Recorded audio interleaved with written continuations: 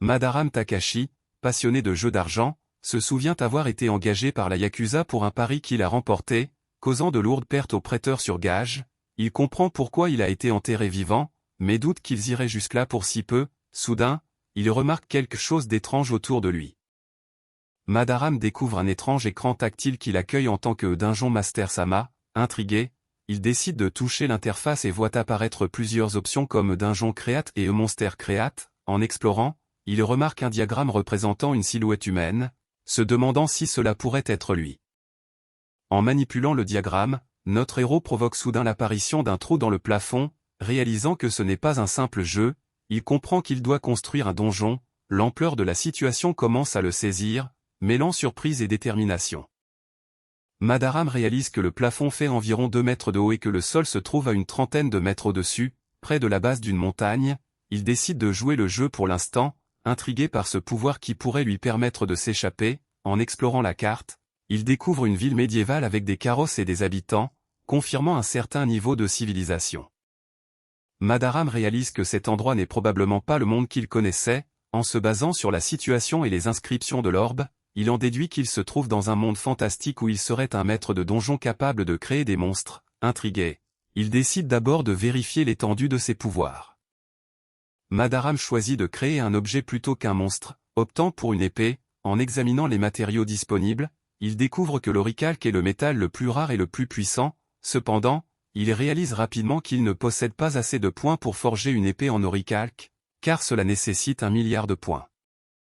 Madaram crée une épée de fer par défaut en ajustant ses caractéristiques et en y ajoutant de la magie. Émerveillé par cette création instantanée, il s'interroge sur l'absence de la loi de conservation de la masse dans ce monde. Malgré son enthousiasme, il reste conscient de son manque de temps. Après avoir testé la création d'objets, notre héros constate que les articles du quotidien sont peu coûteux, tandis que les créations plus complexes deviennent très chères. Il remarque que les produits pétroliers, comme l'essence, sont hors de prix, probablement parce qu'ils n'existent pas encore dans ce monde. Il s'interroge alors sur une possible restriction visant à empêcher la production massive d'artefacts, tout en identifiant quelques failles dans ce système. Madaram découvre que créer des objets courants comme du verre fin ou du papier blanc coûte peu cher, tandis que les coffres au trésor, portes et pièges sont plus onéreux. Il réalise que la technologie et l'effort nécessaire sont ignorés dans le calcul du coût, ce qui constitue une faille dans les règles.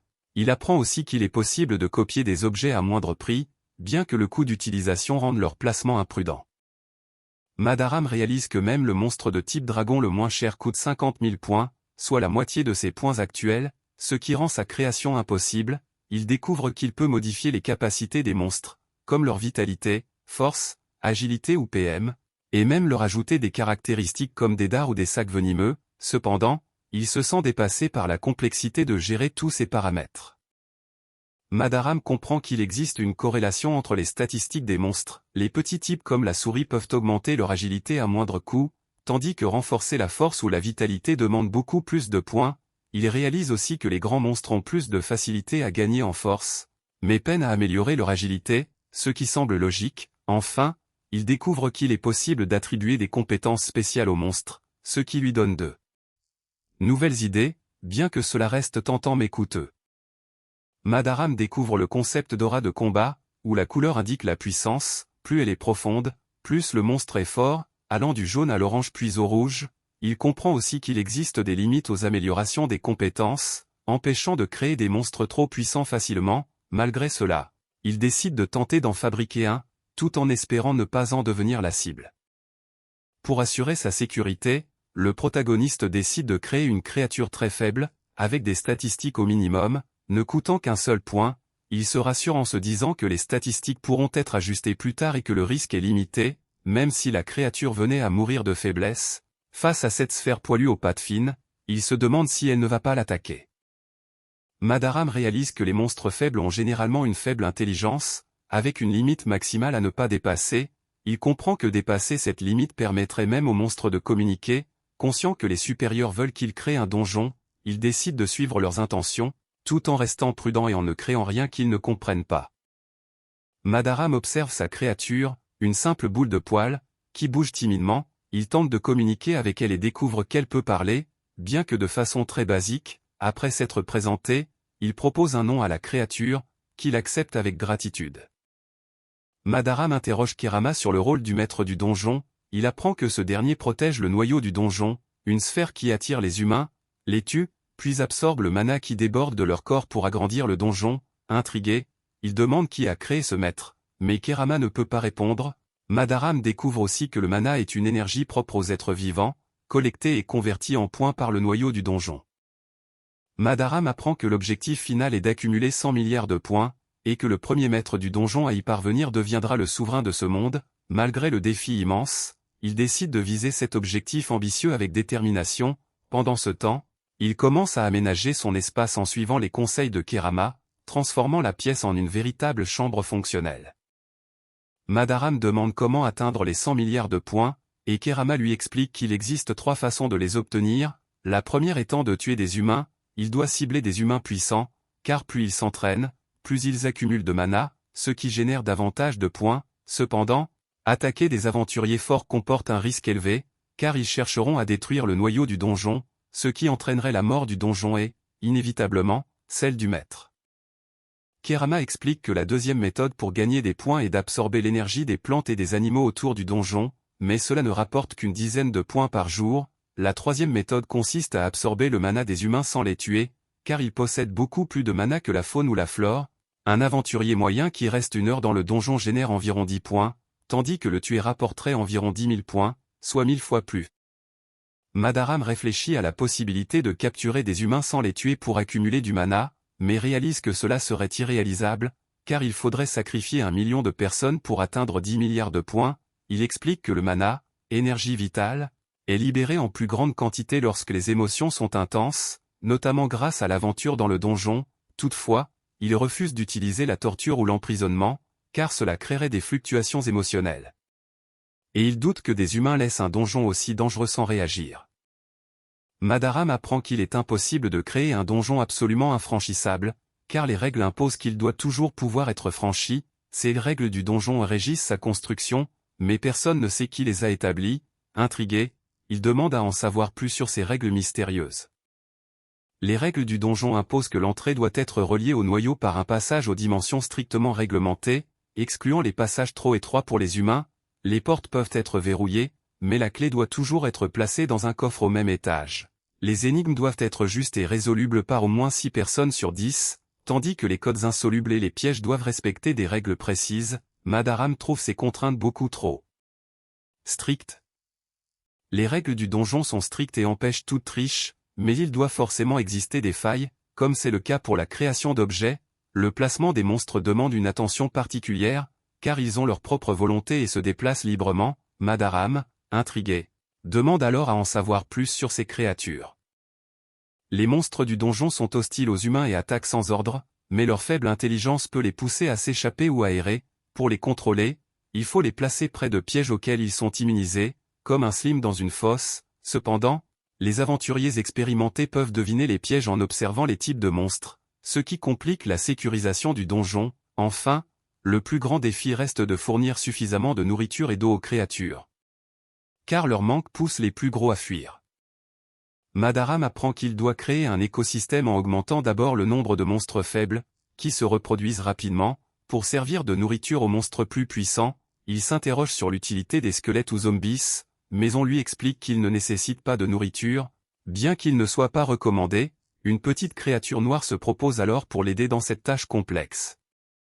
Madaram découvre que les squelettes n'ont pas d'autre méthode d'attaque que des gestes simples, ce qui les rend vulnérables aux attaques des prêtres et aux pièges basiques. De même, les golems et les monstres de type marionnette ne peuvent effectuer que des actions limitées, et leur apprentissage demande du temps. Malgré leur commodité, ils s'interrogent sur leur réelle utilité face à ces nombreuses faiblesses. Madaram s'interroge sur la survie des donjons face aux attaques des aventuriers, demandant combien d'entre eux parviennent à tenir jusqu'à la 2e année. La petite créature noire estime que cela concerne environ 30% des donjons, ce qui surprend le héros. Madaram apprend qu'à 1 heure de marche à l'ouest se trouve Roadlock, une ville fortifiée d'environ 70 000 habitants. Cette cité prospère grâce au commerce, attirant flux de personnes, d'argent et de marchandises. Il en déduit que la ville doit disposer d'un bon nombre d'aventuriers pour assurer sa protection contre les bandits.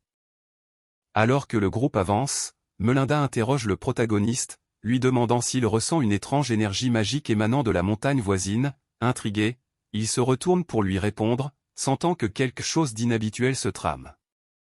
Le groupe hésite, partagé entre retourner à la ville ou vérifier la source de l'énergie magique détectée par Melinda. Finalement, ils décident d'aller explorer la base de la montagne, convaincus par l'intuition souvent juste de Melinda. En arrivant, ils découvrent une entrée cachée, confirmant que leur instinct ne les a pas trompés. Madaram remarque que l'entrée semble toute récente, comme si elle avait été créée hier ou aujourd'hui, et qu'elle semble attendre d'être explorée. En ouvrant la porte, ils s'exclament, surpris par ce qu'ils découvrent à l'intérieur. De leur côté, d'autres personnages concluent que ce lieu est une impasse, suggérant que les aventuriers doivent se concentrer sur une autre mission. Le groupe découvre avec stupeur que l'intérieur de la montagne cache un casino, un lieu inattendu pour un donjon. Un homme au sourire énigmatique les accueille, dévoilant l'étrange nature de cet endroit. Un casino donjon. Les aventuriers, surpris, ne savent pas encore à quoi s'attendre. Une puissante magie de type foudre, de classe 8, est soudainement lancée, provoquant la stupeur du groupe. L'un des personnages met en garde leur seigneur. Conscient du danger imminent, il réalise avec inquiétude qu'il n'existe aucun moyen de se défendre contre une telle attaque. Une attaque dévastatrice est lancée sous le nom de Supreme Thunder Emperor Extermination, Goldsgear. L'énergie électrique éclate violemment, brisant tout sur son passage. Madaram, frappé de plein fouet, lutte pour rester debout face à cette puissance écrasante. Un guerrier masqué, Dogosgara, se tient prêt au milieu des débris, visiblement surpris par une nouvelle menace. Une immense barrière lumineuse apparaît soudainement, déconcertant tout le monde. Une voix mystérieuse s'élève, annonçant que la situation ne peut pas continuer ainsi. Une femme mystérieuse, élégante et masquée, fait son apparition, accompagnée de deux créatures étranges. D'un ton calme et assuré, elle reproche au groupe de ne pas l'avoir informé de cette réunion, soulignant que même un banquet mérite une certaine mise en scène. Son arrivée semble changer la donne, apportant une nouvelle dimension à la situation. Madaram réalise que la mystérieuse femme possède encore un atout majeur, une créature céleste de premier ordre, la Vierge céleste du paradis des pêches. Dogosgara, stupéfait, reconnaît cette entité et l'interroge avec étonnement sur sa présence. D'un sourire énigmatique, elle répond que sa venue est évidente, ajoutant une nouvelle tension à la confrontation. Elle lui avoue avec émotion son amour inébranlable, affirmant qu'elle veut rester à ses côtés, peu importe où il ira, malgré les épreuves et les risques, elle est prête à le suivre, même si cela mène à leur perte. Son regard sincère et déterminé révèle toute l'intensité de ses sentiments.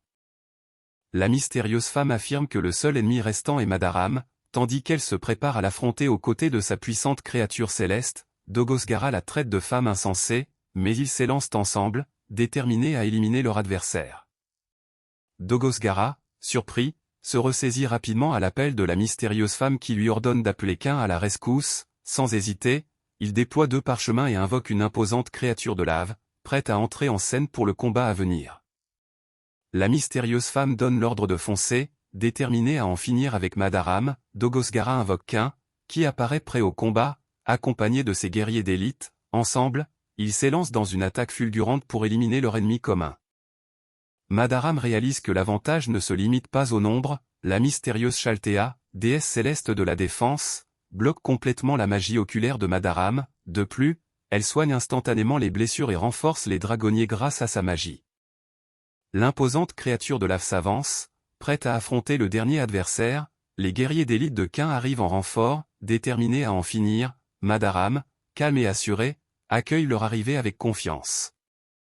Les guerriers d'élite encerclent le protagoniste, prêts à l'attaquer sur ordre. Malgré la menace, il reste calme et provocateur, défiant Madaram en refusant de céder à la peur. Avec une aisance déconcertante, il désarme ses assaillants, montrant toute sa maîtrise du combat.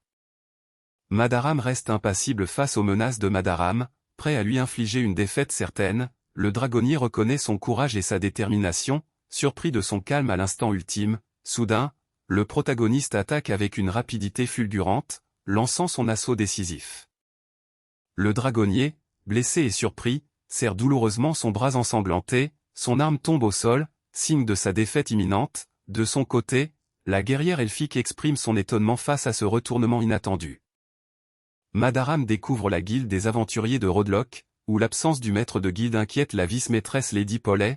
Intrigué, il apprend l'existence d'un donjon particulier, un casino donjon, sans monstre ni piège, qui semble bien réel et mystérieux. Cette révélation éveille sa curiosité et le pousse à en savoir plus sur ce lieu énigmatique. Le groupe découvre un lieu somptueux, bien loin de l'image classique d'un donjon, avec des machines à sous mystérieuses. Intrigué mais prudent, il se prépare à déceler d'éventuels pièges, tandis que Ciel signale la présence d'un coffre au trésor à l'extérieur. Melinda et Hassel sont chargés d'inspecter les lieux pour assurer la sécurité de tous. Le groupe découvre un coffre annonçant une vente d'ouverture offrant 10 pièces aux visiteurs. Intrigués, ils ouvrent le coffre et constatent que ces pièces ne sont pas en or. On leur explique que ces pièces sont indispensables pour progresser dans le donjon. Keto indique que la porte ornée de symboles mène probablement à l'étage suivant.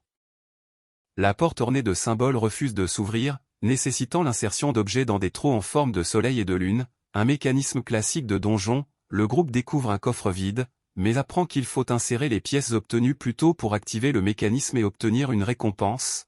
En observant une tablette de pierre, il cherche à comprendre comment progresser. Le groupe examine une liste indiquant les coûts exorbitants des symboles du soleil et de la lune, se demandant s'ils correspondent au mécanisme de la porte. Keto propose d'essayer une potion de soins de faible qualité, qu'il insère dans un coffre vide. Trèfle est alors chargé d'évaluer l'objet, activant ses pouvoirs d'analyse pour en percer le mystère. Le groupe découvre que le coffre est une boîte d'échange, où 200 000 pièces sont nécessaires pour ouvrir la porte. Il réalise alors que 20 millions de crocas sont requis pour atteindre l'étage suivant, ce qui semble excessivement cher. En comparant avec les prix du marché de Roadlock, il constate que même une potion de soins basique coûte près de 1000 crocas, et que les objets de valeur plus élevée bénéficient de meilleurs taux d'échange. Leur étonnement grandit face à l'ampleur des dépenses nécessaires pour simplement progresser dans le donjon. Le groupe décide de fouiller davantage à la recherche de pièces cachées, mais leur recherche reste vaine. Keto remarque alors une machine à sous où l'on peut insérer des pièces, intriguant tout le monde. En insérant une pièce, une réaction inattendue se produit, suscitant l'inquiétude chez ses compagnons.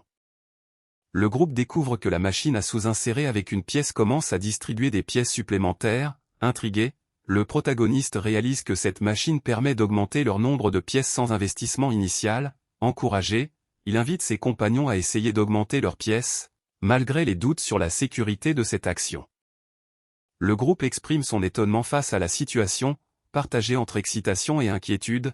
Leur interlocuteur confirme que ce donjon est spécial et amusant, mais souligne aussi son caractère inhabituel. Lorsque le protagoniste s'interroge sur le faible danger en l'absence de monstres, la réponse révèle que ce lieu demande du temps pour être exploré, attirant de nombreux aventuriers, notamment grâce à sa proximité avec Roadlock.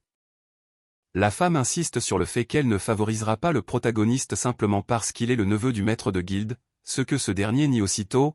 Elle annonce qu'elle demandera une escorte et une équipe d'investigation pour explorer le donjon dès le lendemain matin. Malgré une légère surprise, le protagoniste apprend que le vice-maître de guilde les accompagnera, tandis que la femme déplore leur manque de personnel. Madaram explique que le donjon abrite un casino, une méthode ingénieuse pour attirer des aventuriers puissants et collecter leur mana. Malgré une première perte due à un bonus initial, il compte devenir rentable à l'avenir. Il reste encore quelques points à exploiter, et il prévoit déjà d'ouvrir la prochaine installation. Le groupe découvre enfin le donjon tant évoqué, un lieu étonnamment calme sans monstres visibles, ce qui surprend la femme en charge de leur sécurité.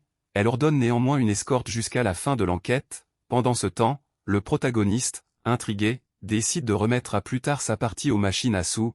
Un panneau indique que les visiteurs de la première fois reçoivent 10 pièces gratuites, mais un aventurier déçu réalise que ces pièces sont limitées aux enquêteurs et aux vices. Maître, un autre se demande s'il doit simplement échanger son argent, tandis que l'ambiance reste légère malgré la curiosité et les interrogations. Le groupe découvre que les pièces obtenues ne peuvent pas être échangées contre de l'argent, mais seulement contre des objets vendables comme des potions. Il réalise que pour ouvrir la porte, il faudrait dépenser 200 000 pièces, soit l'équivalent de 20 millions de crocas, une somme colossale que la guilde ne peut pas se permettre. Face à cette difficulté, ils envisagent que si la guilde veut absolument réussir, elle devra financer cette dépense, ce qui semble peu probable. Le groupe se met à tester les machines à sous-signaler, découvrant que le montant des mises varie selon la machine. L'excitation monte en jouant, tandis qu'ils apprennent que plus la mise est élevée, meilleure est la récompense potentielle. Ils s'interrogent alors sur l'évolution rapide du nombre de pièces et sur l'existence d'un chemin similaire la veille. Le groupe découvre un nouveau couloir qui n'était pas présent la veille, ce qui pourrait indiquer un chemin inédit. Madaram demande à Hassel de cartographier cette extension tout en restant vigilant face aux monstres et pièges. Curieux, il s'interroge sur la présence d'une porte indiquant des toilettes, décidant d'aller vérifier ce qu'il en est. Le groupe découvre une pièce étonnamment propre et bien entretenue, ce qui contraste avec leur exploration habituelle. Émerveillés, ils ne cachent pas leur surprise face à cette propreté presque irréelle. Intrigués, ils décident d'aller vérifier les toilettes des femmes pour voir si la même situation s'y répète. Madaram constate avec surprise qu'il n'y a aucun monstre dans cette pièce d'une propreté incroyable. Un membre du groupe appelle Keto pour lui montrer cette nouvelle salle. Étonné par son état impeccable, en explorant plus en détail, il découvre que le sol est couvert d'eau chaude, ce qui renforce leur étonnement. Malgré tout, il reste prudent, conscient que des pièges pourraient encore se cacher. Le groupe débat sur le risque d'utiliser ce bain étrange, partagé entre prudence et curiosité. Malgré les mises en garde, Paulette propose d'essayer, convainquant finalement tout le monde. L'enthousiasme gagne les membres, impatients de tester cette découverte inattendue. Alors que le groupe s'apprête à tester le bain, un membre propose de monter la garde, mais un autre réagit vivement, craignant un danger mortel. Madaram remarque que les femmes semblent toutes unies devant le bain, ce qui l'intrigue. Pendant ce temps, une femme informe le groupe de la présence d'une étrange boîte dans le vestiaire, suscitant la curiosité générale. Le groupe découvre une étrange boîte indiquant qu'il faut insérer des pièces pour obtenir du savon. Curieuse, une membre propose d'essayer la version à 5 pièces, séduite par son parfum agréable. Malgré quelques réticences, il décide aussi de tester la version à 10 pièces, intrigué par ce qu'elle pourrait contenir. Le groupe découvre une petite bouteille d'huile capillaire, un produit rare et précieux venu du Sud, autrefois offert à la cour royale. L'excitation monte, certains veulent immédiatement échanger leurs pièces pour l'acheter. Malheureusement, l'article est en rupture de stock, mais ils espèrent pouvoir s'en procurer à nouveau lors du prochain réassort. La femme demande aux hommes de sortir, laissant les femmes profiter seules du bain. Elles se détendent et rient ensemble, savourant ce moment de calme et de complicité. Une d'elles semble surprise par la taille imposante d'une autre. Le groupe d'hommes s'installe devant des machines à sous, tandis que l'un d'eux rappelle que les femmes sont en train de se baigner. Malgré la tension, notre héros reste surpris de voir à quel point il s'enthousiasme pour ces bains et huiles rares. Un nouveau personnage arrive enfin, mettant fin à l'attente. Le bain a visiblement fait beaucoup de bien, et la jeune femme savoure encore ses bienfaits, les joues légèrement rougies. Pendant ce temps, notre héros cherche le vice-maître de la guilde, tandis que les femmes discutent joyeusement entre elles. Profitant de ce moment de détente, une nouvelle arrivée met fin à l'attente, apportant une atmosphère douce et chaleureuse. Madaram tente sa chance aux machines à sous, intrigué par les symboles qui s'alignent. Melinda et lui espèrent une victoire en voyant apparaître des anges, mais la table d'échange ne confirme pas leur espoir. À leur grande surprise, ils réalisent que ce résultat est en fait une défaite. Alors que les symboles s'alignent sur la machine à sous, le protagoniste et Melinda sont d'abord déconcertés, ne comprenant pas ce qui se passe, mais leur surprise laisse vite place à l'excitation en réalisant que les victoires s'enchaînent. L'ange étant en fait un signe annonciateur. Madaram, émerveillé, trouve cette expérience folle et incroyablement amusante. Madaram déplore sa défaite après avoir tenté la machine à 10 pièces, tandis qu'on lui explique la nouvelle règle d'échange des pièces contre des prix. En observant la liste des récompenses, il réfléchit au choix possible avec ses 200 pièces. Melinda lui tend alors une bouteille, suscitant sa surprise. Madaram avoue ne pas avoir trouvé de prix qui lui plaisait, mais insiste pour que Melinda prenne une bouteille d'huile pour les cheveux. Surprise et touchée, elle réalise que ce cadeau a dû être coûteux. Émue, elle le remercie timidement. Madaram savoure leur énorme succès et le profit réalisé. Tout en félicitant Madara, il souligne la qualité de l'huile pour les cheveux, précisant que les objets rares ne coûtent rien grâce au noyau du donjon. Leur petite créature avoue avoir été conquise par le « Fevertime », tandis que Madara évoque avec amusement le bain, avant d'annoncer que le plus important reste à venir. Madaram analyse les retombées de leur succès, estimant que les rumeurs vont attirer encore plus de monde. Madara, amusé, avoue ne pas imaginer que les femmes soient aussi passionnées par les bains. Madaram décide de maintenir la situation actuelle pour accumuler des points avant de procéder à une nouvelle amélioration. Madaram vérifie l'état des moniteurs avec Kerama, qui signale des connexions instables. Malgré la proposition de Kerama de tout gérer, notre héros refuse, conscient qu'ils sont déjà en retard sur le planning. Il insiste sur l'importance de terminer la mise à jour dans les prochains jours. Le donjon attire bien plus de visiteurs que prévu, au point d'être complètement saturé. Les machines à sous sont toutes occupées et les files d'attente au guichet d'échange s'allongent, ce qui risque de nuire à la réputation du lieu. Malgré la difficulté, notre héros encourage Kerama à redoubler d'efforts, et celui-ci affirme avec détermination que l'aider est son devoir. Madaram tente de rassurer en affirmant que le donjon ne s'enfuira pas, mais il se reprend rapidement, réalisant que cela pourrait être possible. Une personne l'interpelle sur sa rapidité, ce qui le surprend. Il réfléchit alors à la notion de rénovation comme une période de transition, tandis qu'une petite voix intérieure l'encourage à se dépêcher. Les donjons sont vivants, changeant sans cesse leur passage et leur salle. Ces transformations majeures, appelées « période de transition » par les aventuriers, peuvent provoquer un réagencement complet des étages. Madaram interroge alors son compagnon pour savoir si ces changements sont perceptibles. Le groupe arrive devant l'entrée imposante d'un donjon qui a rapidement pris de l'ampleur. Deux compagnons expriment leur étonnement face à la taille déjà moyenne de cette structure en pleine croissance. Madaram, déterminé, les exhorte à avancer sans perdre de temps. Le groupe avance prudemment dans le donjon en pleine transition, conscient que ces changements imprévisibles peuvent tout bouleverser. Une voix intérieure supplie de ne pas dénaturer les lieux, appréciés pour leurs particularités comme les bains. Soudain, une tension monte, des monstres apparaissent, surprenant les aventuriers. Les aventuriers réalisent avec inquiétude que des monstres viennent d'apparaître dans ce donjon en pleine transition. Leur surprise est palpable face à cette nouvelle menace qui s'impose soudainement.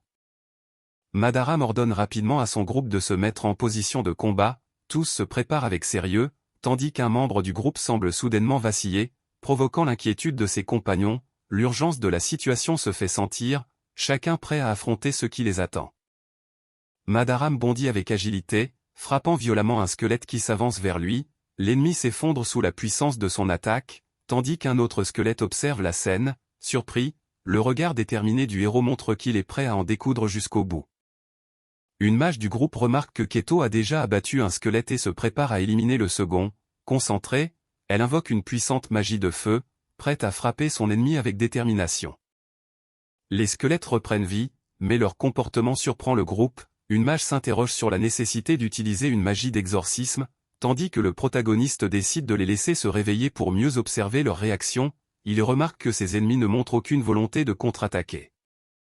Les squelettes s'inclinent soudainement, déconcertant le groupe qui n'en revient pas. Malgré cette attitude inhabituelle, aucun signe d'attaque n'apparaît, ce qui pousse le protagoniste à rester prudent et à vouloir continuer l'observation avant de tirer des conclusions. Pendant ce temps, deux membres du groupe commentent les changements importants à l'intérieur du lieu, désormais beaucoup plus vaste qu'avant. Le groupe découvre que l'intérieur est bien plus vaste, avec de nombreuses machines de jeu disponibles, éliminant l'attente pour jouer. Des squelettes, étonnamment, participent aussi au jeu, tandis qu'une partie de la taverne et du restaurant semble encore en préparation. Pendant ce temps, les squelettes s'affairent à nettoyer les lieux, renforçant l'étrangeté de la situation. Le groupe remarque que le comptoir d'échange des prix a disparu, remplacé par des barreaux en fer. Ces barreaux servent à empêcher les aventuriers d'attaquer les squelettes, assurant ainsi qu'il n'y aura plus d'attaque de monstres. Les prix, autrefois enfermés dans des coffres, sont désormais exposés juste devant eux, ce qui change complètement la dynamique des échanges. Le nombre de toilettes a augmenté et le bain est désormais 4 fois plus grand. Une pièce inhabituelle, remplie de vapeur et de chaleur intense, attire leur attention. Un sauna, malgré la chaleur étouffante, ils réalisent que cela procure une sensation agréable après un bain froid. Le groupe découvre un nouveau passage de l'autre côté et remarque un coffre d'échange de prix réservé aux boissons et à la glace. Ils apprennent aussi qu'un salon a été aménagé dans les couloirs, ainsi que des espaces de repos près des bains. En explorant, ils tombent sur une auberge où l'on doit insérer des pièces pour obtenir une clé, ce qui surprend notre héros, tandis que ses compagnons jugent cette transformation bien plus qu'une simple transition. Le groupe découvre une chambre au lit superposé, plus étroite que prévu, mais qui pourrait servir de base temporaire. Ils réfléchissent à l'intérêt d'utiliser ce lieu pour faciliter l'exploration des donjons, notamment en réduisant le temps de trajet vers le donjon Ironblood. Une discussion s'engage sur la nécessité d'insérer des pièces, ce qui suscite une réaction dubitative chez notre héros. Le groupe constate que la chambre, bien que petite, reste une bonne affaire à 5000 crocas pour 3 personnes, surtout face à la hausse des prix à Rollrock. Ils évoquent aussi la sécurité relative de cette auberge, malgré la crainte des vols fréquents dans les établissements bon marché. Madaram, conscient des dangers, conclut que les humains sont souvent les menaces les plus redoutables. Enfin, il décide d'envoyer Keto explorer seul la dernière zone encore inexplorée. Alors que Keto s'apprête à partir explorer, une jeune femme insiste pour l'accompagner, craignant les pièges. Soudain, un squelette mystérieux les accueille à une table de blackjack, leur proposant de jouer. Intrigué mais hésitant, le groupe accepte de tenter leur chance sans miser, tandis qu'un observateur s'inquiète de la présence inquiétante du squelette. Le squelette explique les règles du blackjack, un jeu où l'on affronte le croupier en essayant d'atteindre 21 points avec des cartes appelées à tout. Intrigué, notre héros comprend rapidement le principe et décide de miser quelques pièces pour tenter sa chance. Le jeu commence alors, chaque carte dévoilée modifiant les calculs et les risques. Le squelette dévoile ses cartes et atteint 12 points, obligeant à tirer une nouvelle carte. Madaram, avec un total de 22 points, dépasse la limite et fait un buste. Il gagne donc la partie. Sous les félicitations du squelette, enthousiaste, la jeune femme demande s'il a gagné, et il répond avec un sourire confiant. Le groupe rassure notre héros en affirmant que tout est parfaitement sûr, même avec la présence du squelette. Ce dernier le salue poliment, promettant de le revoir bientôt. Stupéfait, notre protagoniste réalise qu'il existe des squelettes parlants qui ne sont pas hostiles, et même une auberge pour eux. Face à cette révélation, un homme en colère s'exclame, incrédule. Le maître de la guilde, Jian, exprime son mécontentement face aux problèmes causés par les jeunes qui traînent constamment au casino. Madaram, surpris, s'excuse en l'appelant maître de la guilde. Jian souligne aussi un problème encore plus grave, l'huile capillaire, dont la récente vente aux enchères a atteint 10 pièces d'or, suscitant des rumeurs dans d'autres villes. Le maître de la guilde explique que, malgré la qualité, l'huile capillaire ne devrait pas valoir autant, mais sa spéculation fait grimper les prix de manière incontrôlable. Il alerte aussi sur le fait que le bain public suscite des rumeurs, et que les habitants risquent bientôt d'envahir le donjon. Même si les monstres ne sont pas agressifs, leur présence impose de ne pas laisser la situation se détériorer. Madaram, surpris, demande s'il devra conquérir ce donjon. Le maître de la guilde explique que la situation est délicate, car même les nobles s'intéressent à l'huile capillaire, ce qui complique la gestion du donjon. Il souligne que détruire l'endroit attirerait les critiques et mécontenterait les marchands. Madaram propose alors de placer des gardes dans le donjon pour contrôler la situation, une idée qui reçoit une approbation immédiate. Madaram propose de monopoliser l'huile capillaire pour mieux contrôler sa distribution. Le maître de la guilde rappelle que le donjon est un territoire réservé aux aventuriers et que l'ingérence des marchands est mal vue. Il ajoute que la loi du royaume complique cette idée, mais que fixer un prix stable pourrait aussi profiter aux commerçants. Le maître de la guilde suggère de préparer une bouteille d'huile capillaire pour apaiser les nobles, ce à quoi notre héros réagit avec surprise en affirmant que la violence est inacceptable. Impressionné, le maître reconnaît que Keto excelle davantage dans la diplomatie que dans l'aventure, tout en lui rappelant qu'en tant qu'aventurier, il reste de second ordre. Le renouvellement s'est bien passé, ce qui soulage notre héros. Cependant, il remarque avec surprise que davantage d'aventuriers se sont installés que prévu, surtout dans les logements. Il comprend que cela est dû à un donjon de taille moyenne situé à 1 heure d'ici, utilisé comme base, mais cela pose un problème. Madaram s'interroge sur l'accumulation excessive de pièces d'argent, soulignant que l'argent doit circuler et non être thésaurisé. Il comprend que ce stock pourrait provoquer une pénurie dans le monde humain, ce qui bouleverserait la valeur de la monnaie, car leur propre système monétaire dépend de ces pièces d'argent.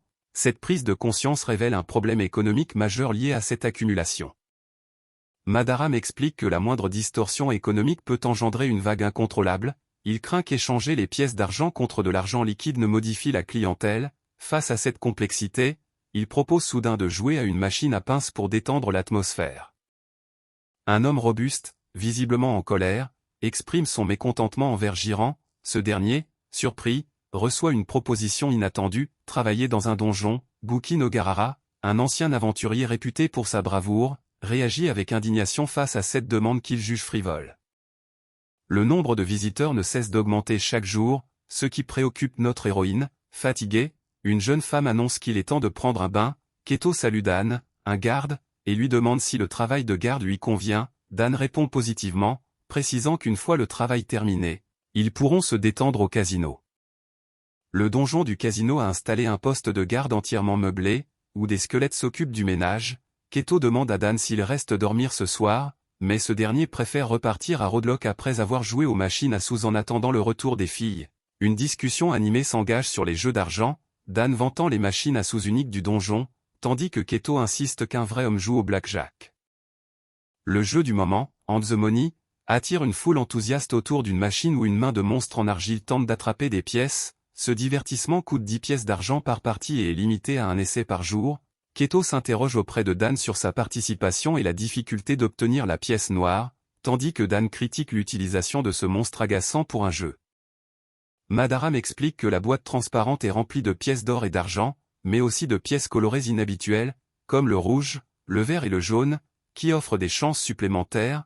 Parmi ces pièces gagnantes, une seule est noire, la pièce rare qui permet de remporter toutes les pièces du coffre. Un rêve pour tous les joueurs. Il annonce aussi un tournoi spécial à venir avec une main en argile agrandie, tandis qu'une dispute éclate, quelqu'un criant à la triche. Un joueur accuse le monstre de tricherie en prétendant qu'il a changé les cartes, provoquant une dispute, alors que le protagoniste et Dan tentent de calmer la situation. Un homme attaque violemment le monstre, mais ils interviennent rapidement pour empêcher l'escalade. Ils rappellent que les aventuriers ne doivent pas causer de problème et ordonnent de signaler l'agresseur au maître de la guilde. Le tournoi avance bien, avec des machines légèrement manipulées pour faciliter les gains et attirer plus de joueurs. Statistiquement, une victoire devrait survenir autour du 300e participant, ce qui encourage les aventuriers à revenir chaque jour. La sécurité veille à expulser les fauteurs de troubles, assurant ainsi un déroulement paisible de l'événement. Madaram décide qu'il est enfin temps de passer à l'action. Malgré les doutes de son compagnon, il évoque l'honneur d'être un pionnier et cherche qui pourrait jouer le rôle de médiateur. Pendant ce temps, une demande de travail de guilde est annoncée, suscitant la surprise. Madaram présente une demande de travail reçue la veille à l'auberge du donjon. Le maître de guilde s'interroge sur l'origine de cette requête, qui semble provenir du maître du donjon. Il découvre que le donjon recrute un cuisinier capable de vivre sur place, sans distinction d'âge ou de genre, avec une expérience de plus de 3 ans en cuisine. Il note aussi que, puisque le donjon possède une certaine intelligence, il peut normalement embaucher des aventuriers de manière autonome. Madaram trouve que le salaire et les conditions de travail sont plutôt corrects, mais il refuse l'idée de manger de la nourriture préparée par des monstres. Même si le donjon est sûr, son compagnon souligne que le maître du donjon pourrait aussi solliciter d'autres candidats. Frustré, le maître de guilde admet qu'il n'y a pas grand-chose à faire face à cette situation étrange. Madaram explique qu'il a dû battre un noble qui critiquait sa cuisine, ce qui a ruiné son commerce et l'a plongé dans une dette énorme. Jian a pris cette dette en charge pour lui, mais jusqu'à ce qu'il la rembourse, il n'a pas d'autre choix que de travailler dans le donjon. Il promet de démissionner dès que sa dette sera soldée. Le maître de guilde est surpris de découvrir que des aventuriers sont réellement postés dans ce donjon, confirmant ainsi les rumeurs. Il apprend que les niveaux d'aura sont classés en jaune pour les débutants, orange pour les intermédiaires, et rouge pour les avancés. En voyant un aventurier de niveau rouge, il réalise que malgré les changements, certains restent encore très compétents. Garara arrive enfin et demande des nouvelles de Jian. L'homme en armure le reconnaît immédiatement et lui fait patienter un instant. Garara exprime son intention d'être embauché, puis s'interroge sur l'identité du maître du donjon. À sa grande surprise, celui-ci se révèle être une marionnette squelettique. Madaram, encore sous le choc d'être employé par un monstre, rumine son amertume face à cette situation humiliante. Il s'attend à un lieu sordide, mais suit malgré tout la marionnette squelettique qui lui propose de lui montrer son nouveau poste. En découvrant enfin la cuisine du donjon, il est stupéfait par ce qu'il voit. Madaram découvre une cuisine d'une propreté éclatante et parfaitement équipée. La marionnette squelettique lui explique qu'il y a plus de 10 plaques de cuisson magique ainsi que 4 fours extra larges installés. Cette révélation dépasse toutes ses attentes. Madaram découvre une chambre froide impressionnante, un équipement rare réservé aux nobles ou riches marchands. Il constate avec étonnement la fraîcheur exceptionnelle des ingrédients, une qualité qu'il n'aurait jamais imaginée dans un donjon. La marionnette squelettique lui demande alors s'il manque quelque chose dans les installations, mais notre héros ne trouve rien à redire. Madaram s'interroge sur la gestion du magasin et exprime son souhait de ne pas trop s'immiscer dans les affaires. La marionnette squelettique lui impose comme condition de fournir une nourriture délicieuse à des prix raisonnables. Madaram promet de ne pas faire de mauvais planis de surfacturés, tandis qu'ils évoquent l'idée d'un service de type buffet, ce qui laisse le protagoniste perplexe. La marionnette explique que le buffet permet aux clients de prendre tout ce qu'ils veulent, ce qui choque notre héros. Ce dernier craint que la nourriture ne disparaisse rapidement avec des aventuriers toujours affamés, se rappelant ses compagnons morts de faim. Malgré tout, il souhaite offrir aux plus jeunes la possibilité de manger à leur faim, tandis que la marionnette souligne que répondre aux demandes des clients fait aussi partie du travail. Madaram apprend que le petit déjeuner sera servi à un prix élevé, mais gratuit pour les aventuriers qui logent sur place. Malgré le coût, il accepte le plan et décide de s'engager en disant qu'il travaillera ici. Un nouveau projet d'ouverture d'hôtel-casino est annoncé en parallèle. Madaram découvre les tarifs exorbitants des chambres de l'hôtel, ce qui le surprend vivement. Malgré tout, il est touché que son nom soit reconnu et se prépare à visiter les lieux, accompagné par la marionnette. il commence la visite guidée du nouvel hôtel. Madaram découvre avec surprise les équipements pratiques de la chambre, comme une cuisinière et un robinet pour préparer du thé. La marionnette lui montre aussi les chambres privées, élégantes et confortables, bien que le prix reste élevé. En examinant un ticket de petit déjeuner, il apprend que le repas est préparé au restaurant pour les clients de l'hôtel, avec un service de nettoyage quotidien et des consignes de sécurité strictes. La marionnette explique que le petit déjeuner de l'hôtel est servi sous forme de buffet à volonté, où chacun peut se servir librement. Madaram, surpris, demande confirmation, tandis que la marionnette détaille les plats proposés, pain, œufs, viande, salade, fruits, soupe et jus. Les autres invités semblent également impressionnés par cette offre généreuse.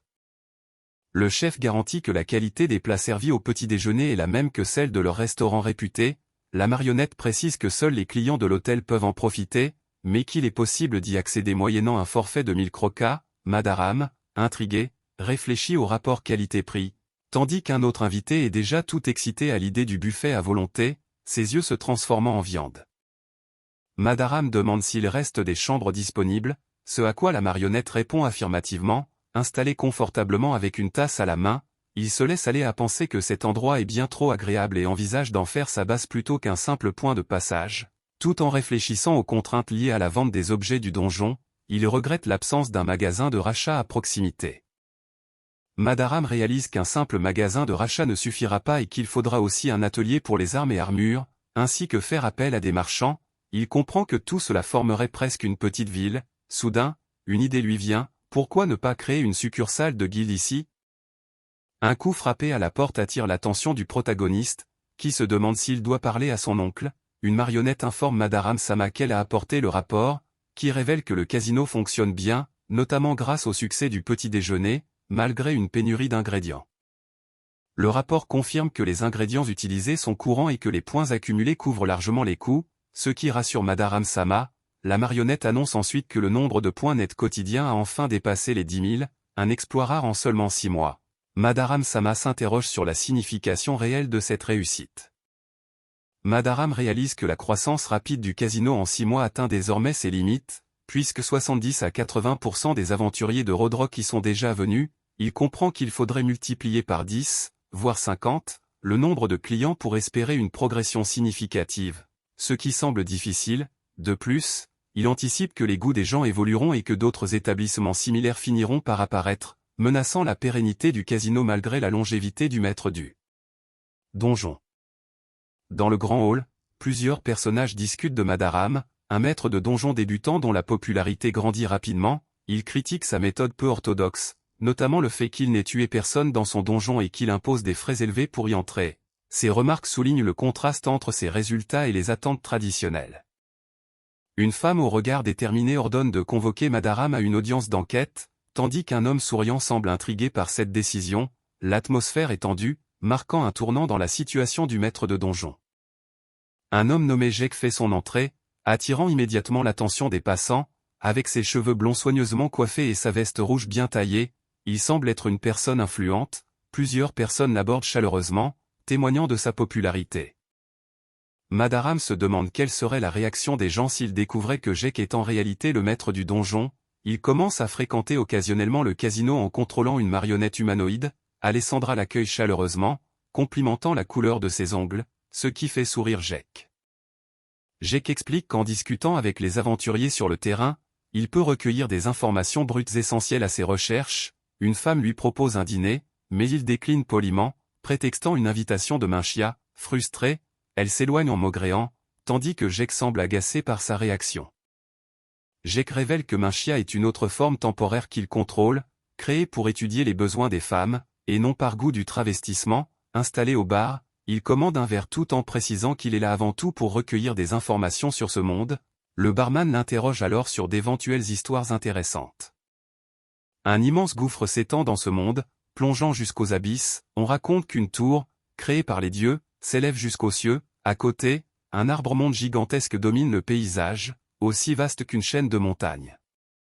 Il y a 1000 ans, une guerre mythique aurait eu lieu, mais personne ne sait si c'est vrai. Le barman évoque alors les légendaires, 8 grandes donjons, réputés invincibles, et les récits de ceux qui osent les défier. Selon la rumeur actuelle, ces donjons pourraient enfin être conquis. grâce à 4 personnes capables de les franchir. Voici Sigurd, le puissant épéiste, devenu une légende après avoir tranché sans effort une énorme boule de fer lors d'un tournoi célèbre. Il est actuellement en pleine tentative de conquête du donjon du Dragon Noir.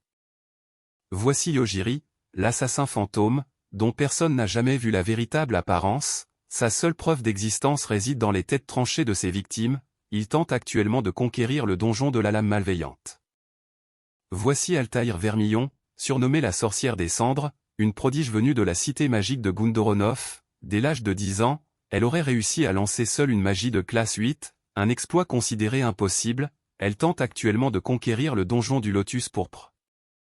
Voici Christiana, une femme reconnue comme sainte par l'Église du Salut, un honneur qui n'avait pas été décerné depuis un siècle. Dotée de pouvoirs de guérison exceptionnels, elle serait capable de régénérer des membres perdus. Elle tente actuellement de conquérir le donjon de la Demoiselle Céleste.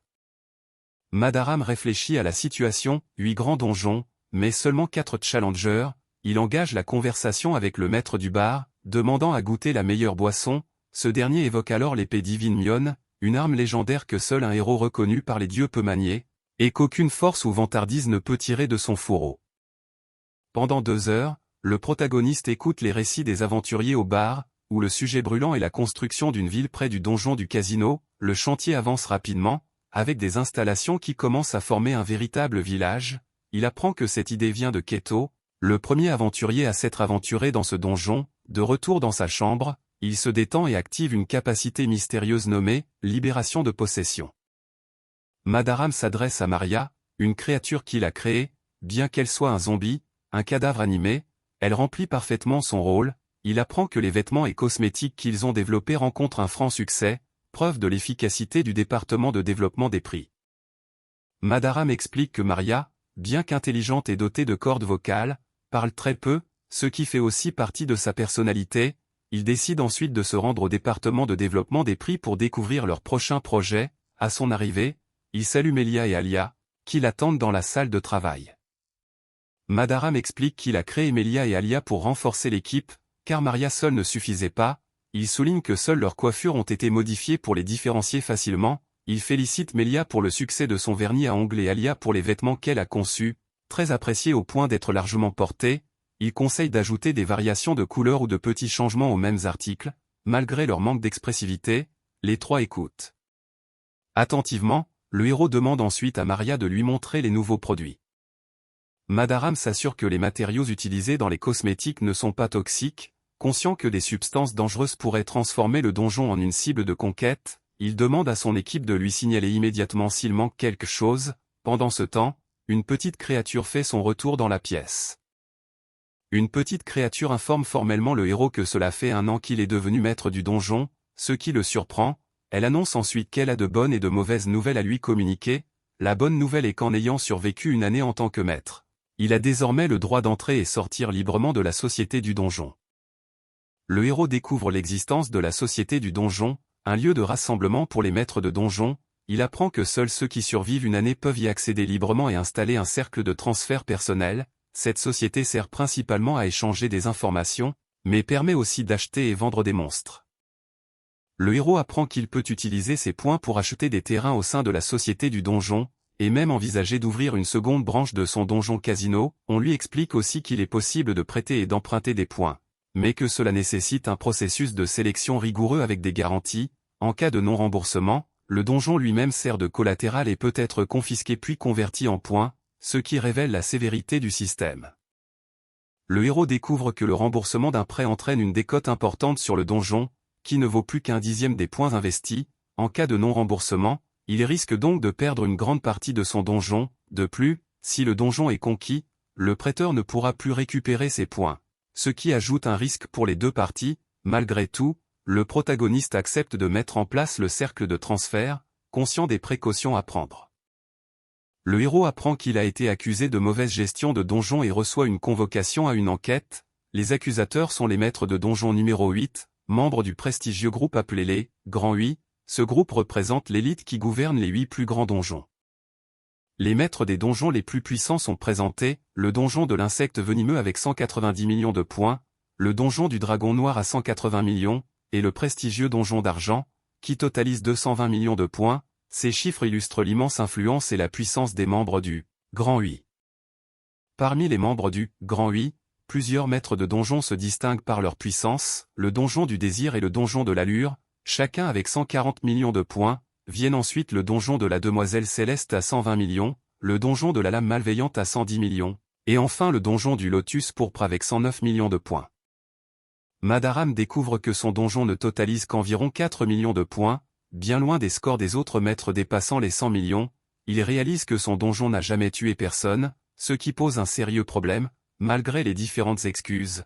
Le véritable souci semble être le faible gain quotidien de points, bien en dessous des standards des autres donjons, même les plus modestes. Madaram comprend qu'il est devenu un élément gênant pour les autres et que, comme on dit, le clou qui dépasse se fait taper. Confronté à une convocation obligatoire dès le lendemain midi, il réalise qu'il n'a pas le temps de se préparer et qu'ignorer l'invitation serait impossible. Déterminé à ne pas se faire ridiculiser, il décide de demander de l'aide à Kerama pour élaborer une stratégie. Le groupe d'aventuriers, confiant après avoir vaincu aisément les étages intermédiaires des 8 grands donjons, s'apprête à relever un défi majeur, le donjon du dragon noir.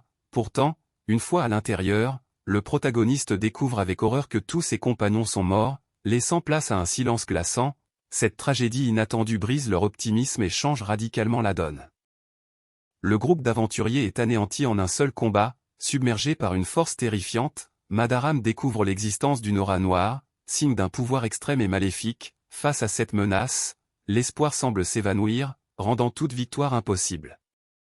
Madaram, submergé par le désespoir, réalise l'ampleur du cauchemar dans lequel il est plongé. Le souvenir des 8 grands donjons résonne comme un avertissement funeste. Rongé par le regret, il se reproche d'être mêlé à cette tragédie insurmontable. Madaram, déterminé, se prépare à se rendre à l'audition de l'enquête où les 8 grands l'attendent. Malgré les dangers, il accepte son destin avec un calme résolu. Une petite créature lui adresse un dernier conseil, lui demandant de faire attention. Cela fait presque un an depuis la découverte du donjon du casino, et aucune modification majeure n'a été apportée à son intérieur.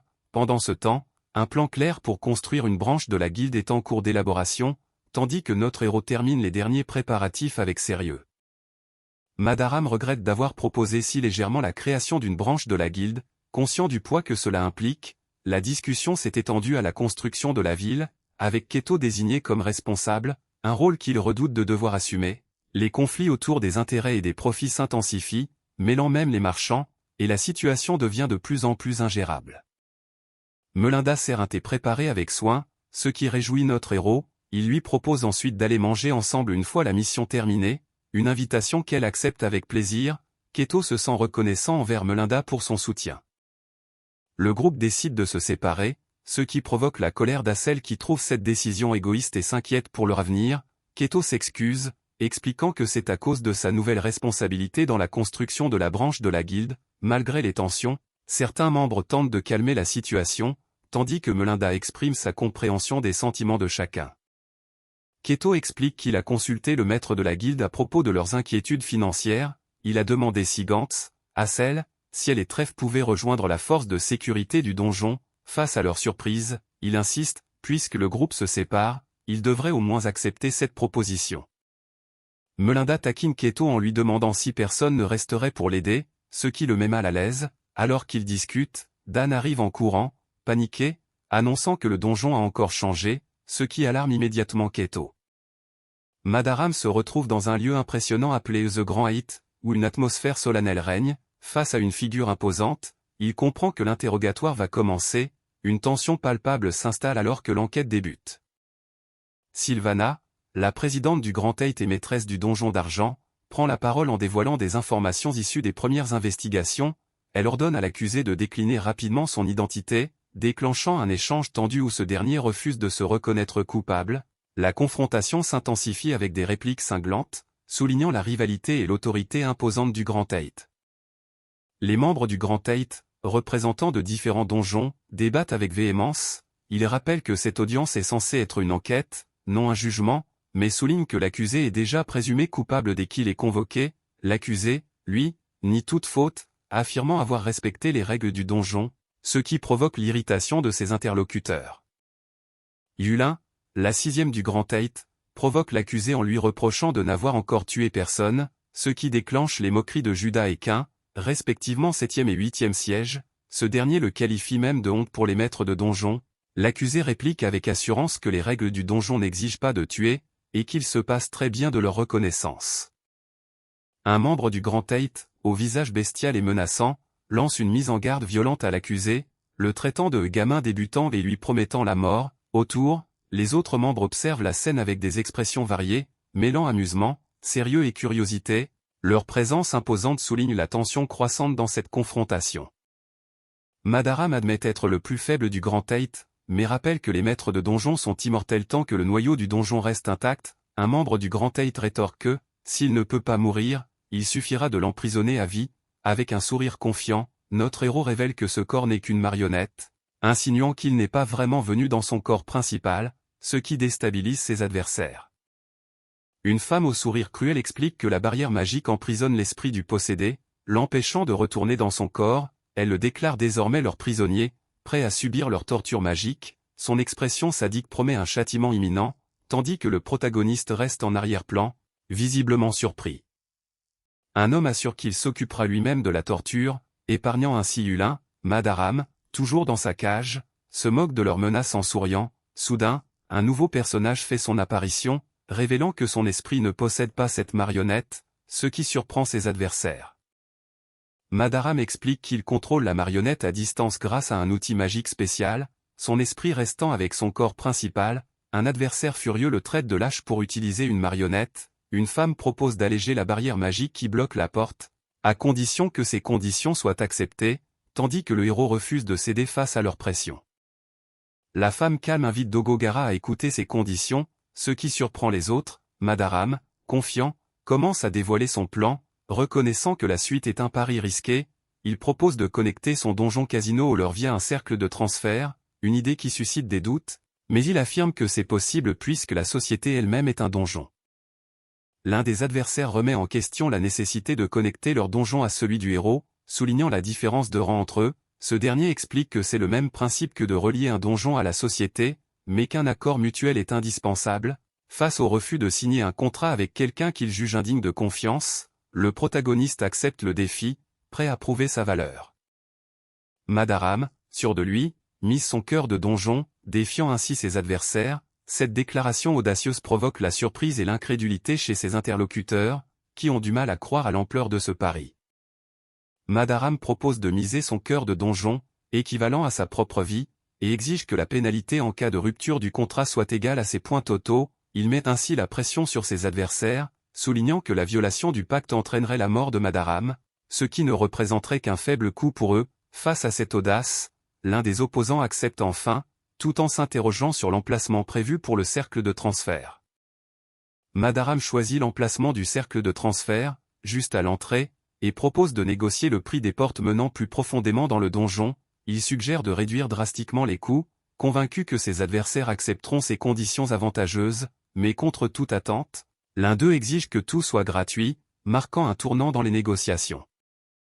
Malgré la surprise et l'incrédulité de certains, Sylvana accepte finalement les conditions proposées, même si un allié s'inquiète des conséquences. Un autre, plus calme, rappelle que ces concessions faciliteront la conquête rapide du donjon par le protagoniste. Ce dernier, confiant, conclut que l'audience est terminée.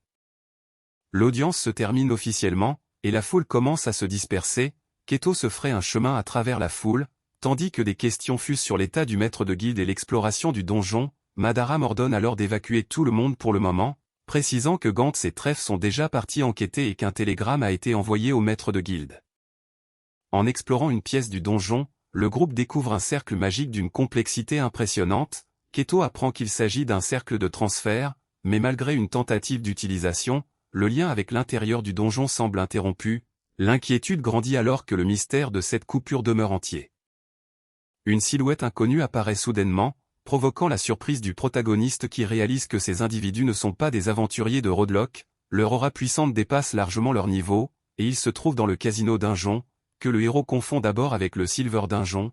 La révélation laisse notre héros stupéfait, conscient de l'importance de cette rencontre. Madaram réalise avec stupeur qu'ils ne sont pas dans le donjon attendu, mais dans une salle centrale reliée aux 8 grands donjons par des cercles de transfert. Cette découverte bouleverse complètement leur compréhension de la situation. remettant en cause tout leur plan. Malgré la confusion, il comprend qu'il faut rapidement reprendre le contrôle de la situation. 3 semaines se sont écoulées depuis que le protagoniste a commencé à utiliser les cercles de transfert pour accéder aux 8 grands donjons. Grâce à ses efforts, les points quotidiens ont finalement été multipliés par 20, dépassant désormais les 200 000, une nouvelle étape importante est atteinte, marquant un tournant dans sa progression. Madaram constate que grâce aux aventuriers de haut rang qui prennent des risques, son donjon casino attire de plus en plus de monde, au point qu'il doit envisager une expansion. Il réalise aussi que sa manœuvre pour contourner l'enquête a été habile, mais c'est lui qui en tire le plus grand bénéfice. Conscient que la rumeur de pouvoir défier les 8 grands donjons depuis cet endroit va attirer encore plus d'aventuriers, il anticipe une affluence croissante qu'il faudra gérer. Madaram apprend que Maria et les autres peinent à réapprovisionner les lots, ce qui nécessite d'augmenter le nombre de machines et d'affecter des squelettes pour les aider. Il souligne que le donjon casino est désormais le centre névralgique de la ville, protégé tant que le danger reste absent, une réalité que les grands lui ne comprennent pas. Enfin, une nouvelle difficulté se présente, la création d'un objet en développement demande énormément de points. Madaram insiste pour avancer sans se soucier de la rentabilité, malgré les inquiétudes sur l'utilisation des points, il sait que c'est nécessaire, car désormais connectés aux 8 grands donjons, ils entrent dans une phase critique. Au-delà de ce point, un véritable enfer les attend, et la question demeure, qui cédera le premier? Dans un salon luxueux, une femme elfique savoure calmement une tasse de thé, affichant une expression de légère irritation. La tension monte alors qu'un homme au sourire énigmatique l'observe, prêt à déclencher un affrontement imminent. L'elfe réfléchit à la stratégie audacieuse du protagoniste, qui utilise le hasard pour créer une porte impossible à ouvrir. Elle reconnaît l'originalité de cette tactique, même si elle ne parvient pas à la reproduire elle-même. Son adjoint tente de la rassurer, estimant que cette méthode ne représente pas une réelle menace pour leur chemin orthodoxe.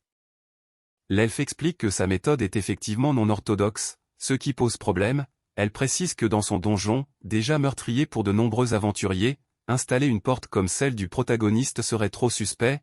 Elle rappelle aussi qu'un donjon peut s'agrandir, mais jamais se réduire, et que sans un afflux constant de points, les coûts d'entretien mènent à la faillite. Seuls les maîtres de donjons fraîchement nommés peuvent imiter Madaram, car il faut une année entière avant d'intégrer la société. Ceux qui survivent ont déjà construit d'immenses donjons à ce stade, rendant cette méthode non orthodoxe difficile à reproduire. Le lien entre donjons a clairement bénéficié à celui de Madaram, mais les revenus de son propre donjon ont également doublé. Cette réussite, bien que frustrante pour l'elfe, est reconnue malgré elle. Elle finit par s'excuser, acceptant la situation avec une certaine résignation. Plusieurs maîtres de donjons proposent de relier leurs donjons via des réseaux de transfert, et une lettre de Madaram vient également d'arriver. L'elfe, surprise, demande à ce que la lettre soit lue. Le vieil homme, amusé, remarque que Madaram semble venir supplier leur seigneur.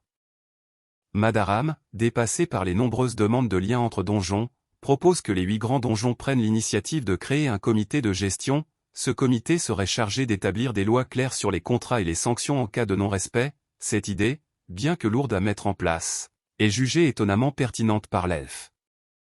Madaram réfléchit aux risques liés à l'inaction, soulignant que les bénéfices du lien entre donjons profitent surtout aux rangs inférieurs, ce qui pourrait pousser les hauts rangs à exiger un tribut. Malgré tout, il avoue ne pas se soucier particulièrement des souffrances des rangs inférieurs. Ses alliés reconnaissent sa clairvoyance, tout en notant que certains donjons, bien que loyaux, restent difficiles à cerner dans leurs véritables intentions.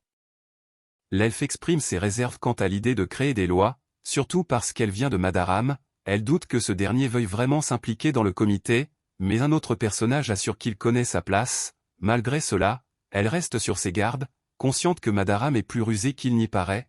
Elle envisage alors de couper les liens, isoler Madaram et l'éliminer, mais reconnaît que certains s'opposeraient à abandonner les bénéfices que procure ce lien.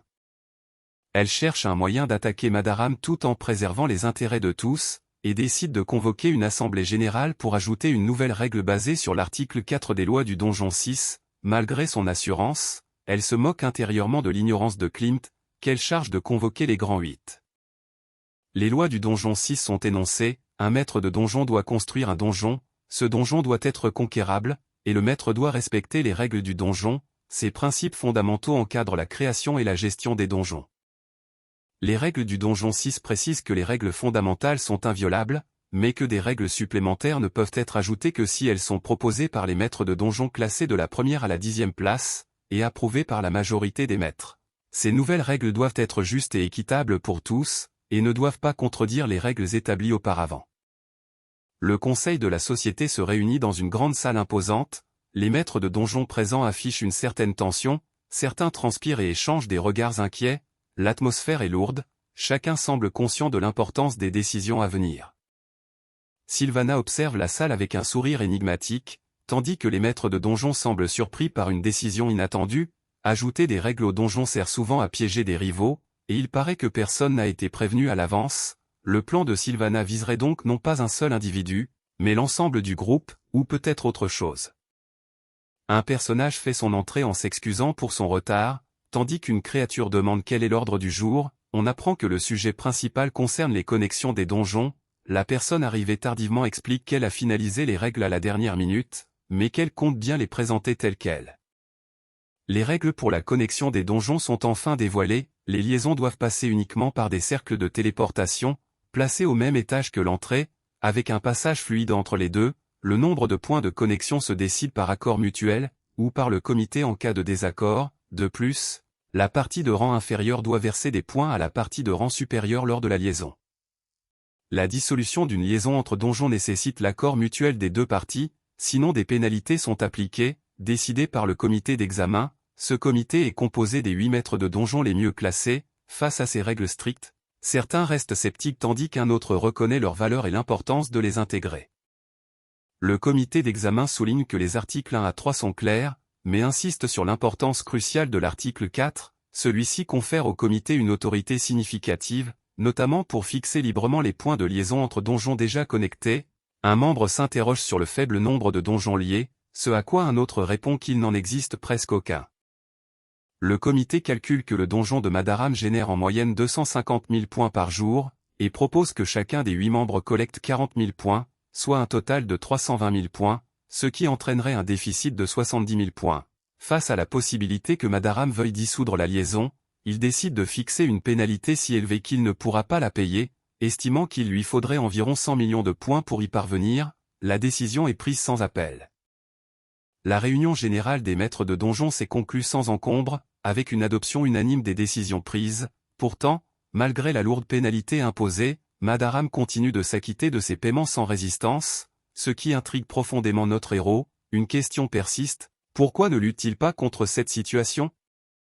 Une facture de 320 000 points arrive de la part des 8 grands, et Madaram ordonne de la payer sans hésitation. Malgré ce paiement, une inquiétude grandit, la situation financière est critique, avec un risque de faillite en moins de 6 mois.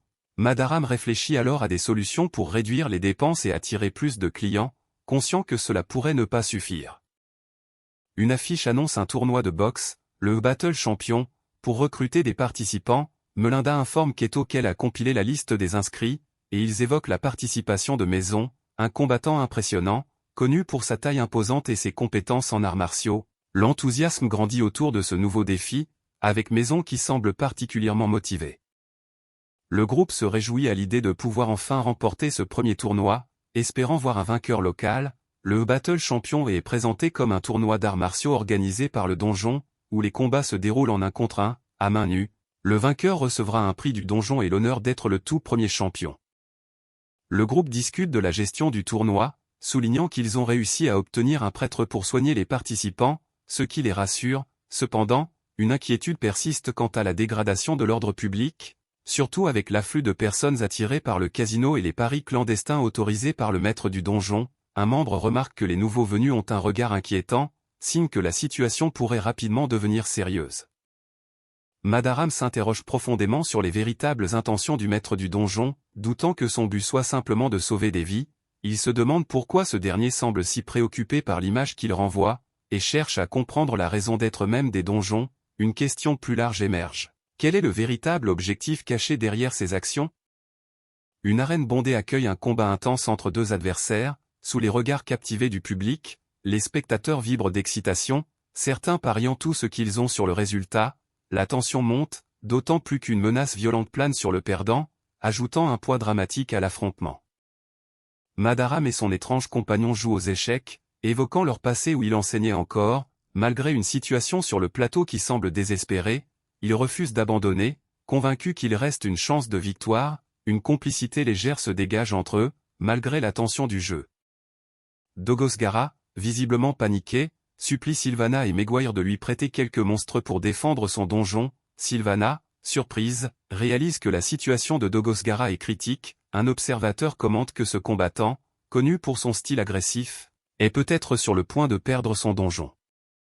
L'ennemi panique face à l'avance rapide des aventuriers, sentant que ses défenses ne tiendront pas, il accuse Madaram d'être responsable de cette situation critique. Pendant ce temps, Madaram affiche un sourire confiant, imperturbable face au désespoir de son adversaire. Il y a 5 mois, les 8 grands donjons furent reliés au donjon du casino. Cette alliance apporta des avantages considérables à ces puissants donjons, mais elle dissimulait aussi des dangers insoupçonnés. Dogosgara est désemparé, malgré ses efforts pour renforcer son donjon, les aventuriers progressent sans relâche, éliminant immédiatement tous les monstres qu'ils placent. Madaram, calme et calculateur, est reconnu comme la cause de cette situation catastrophique. Madaram réalise que ce problème ne touche pas seulement Dogosgara, mais tous les donjons, où les aventuriers apparaissent avant même que ceux-ci ne puissent se réinitialiser. Madaram découvre avec stupeur que Madaram expose dans sa boutique des objets parfaitement adaptés à la conquête de son donjon. Une question inquiétante est posée sur le sort des dragonniers, révélant qu'ils ont été presque entièrement anéantis. La tension monte alors que la gravité de la situation devient évidente. Face à l'incapacité de son donjon à exploiter pleinement les monstres spécialisés dans la séduction, Dogosgara sollicite l'aide de Sylvana. Il lui demande de lui prêter sa légion des chevaliers d'argent, tandis qu'un autre personnage propose d'apporter son unité d'assassins empoisonnés pour renforcer leurs forces. La tension monte alors qu'il cherche désespérément des alliés pour contrer la menace grandissante. Dans un geste de profonde supplication, Yulin s'incline respectueusement, implorant qu'on sauve Dogosgara-sama. La tension est palpable alors que ses compagnons, surpris et inquiets, l'encouragent à relever la tête. Leur inquiétude grandit face à l'état apparent de Yulin, tandis que le silence lourd laisse planer un doute inquiétant. Sylvana refuse de prêter ses monstres, estimant qu'il ne suffirait pas à vaincre les aventuriers.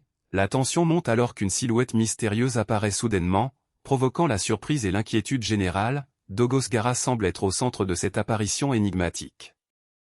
Madaram réalise avec horreur que Dogosgara a été renvoyé de force au donjon, une conséquence automatique lorsqu'un envahisseur atteint le niveau le plus profond. Cette sanction implique non seulement le paiement de points de pénalité à Madaram, mais aussi la coupure du lien avec le donjon, ce qui pourrait jouer directement en faveur de leur ennemi. La tension monte alors que ses compagnons prennent pleinement conscience de la gravité de la situation. Dogosgara accuse ses adversaires de l'avoir entraîné vers le bas, tandis qu'il expose la situation critique des points de pénalité de Madaram, qui ne tiendra pas plus de 2 mois.